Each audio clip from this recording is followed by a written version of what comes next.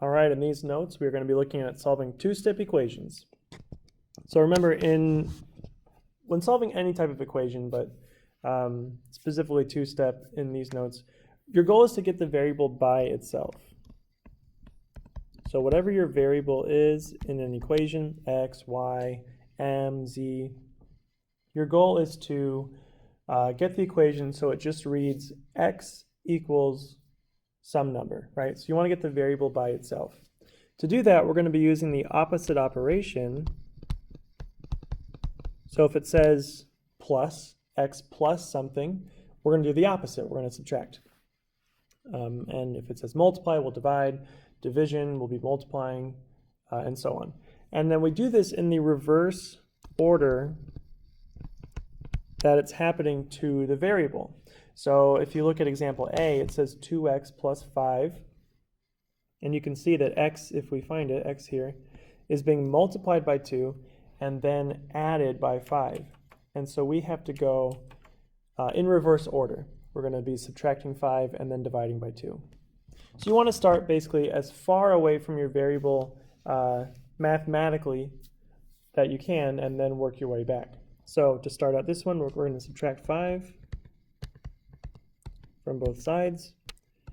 So 2x equals 6. And then we'll divide by 2 and get x equals 3. And then you can always check your answer by plugging it right here where x is. So if I put 3 there, 3 times 2 is 6, and 6 plus 5 is 11. So I know I got the answer right because it made the equation true.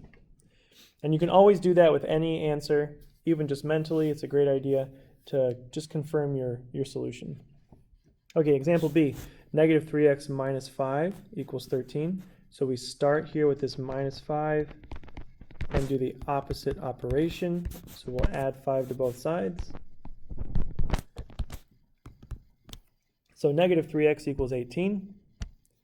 And then divide by negative 3 to finish it out. So x is going to equal negative 6.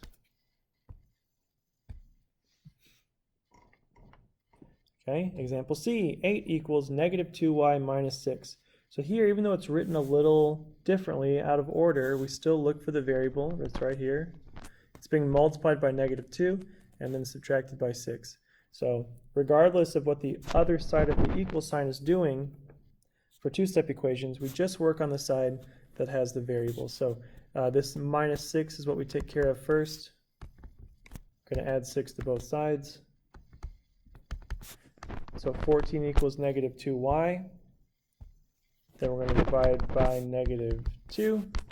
And y equals negative 7. All right. Example D, negative 5b plus 7 equals negative 18. Again, leave the variable term alone for now. We'll divide second. First, we'll subtract that 7. So negative 5b equals negative 25. Now we can divide by negative 5 to get b by itself. And b equals 5.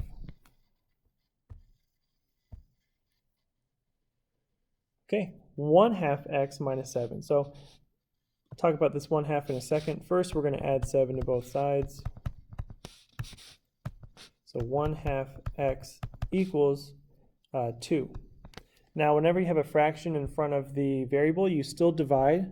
But remember, to divide by a fraction, we just multiply by the reciprocal. So we flip the fraction, is what that means. Flip it and multiply. So multiply by 2 over 1. And that will cancel this out because 2 divided by 2 is 1, so that goes away. And x equals 4. So whenever you have a fraction in front, you're going to flip it and multiply. And we'll see more of that on example G. For example F, we have x plus 4, all divided by 3. So if you look at your variable, first it's being added by 4, and then divided by 3. So to work backwards through that process, we're going to first multiply by 3 to undo that division. So x plus 4 equals 6. Then subtract 4, and x equals 2. So sometimes you'll have to multiply or divide first. It just depends on how the equation is set up. All right, example G, 3 over 2w plus 7 equals negative 14. Again, leave the variable alone for now. We'll start by subtracting 7. 3 over 2w equals negative 21. And here is again where we need to flip the fraction